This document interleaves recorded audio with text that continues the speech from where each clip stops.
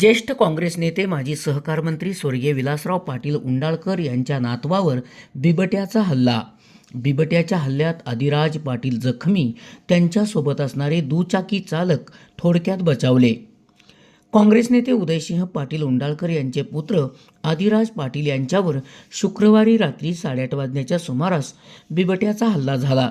या हल्ल्यात आदिराज पाटील यांच्या पायाला जखम झाली असून आदिराज पाटील यांच्या सोबत असणारे दुचाकी चालक धनाजी पाटील हे थोडक्यात बचावले आहेत. शुक्रवारी रात्री 8:30च्या सुमारास कराड तालुक्यातील उंडाळे शेवाळवाडी मार्गावरून आदिराज पाटील व धनाजी पाटील हे दुचाकीवरून येत असताना अचानक बिबट्याने त्यांच्यावर हल्ला केल्याची घटना घडली. या हल्ल्यात आदिराज पाटील यांच्या पायाला दुखापत झाली आहे. घटनेनंतर उंडाळे गावातील स्थानिक ग्रामीण रुग्णालयात त्यांच्यावर उपचार सुरू आहेत.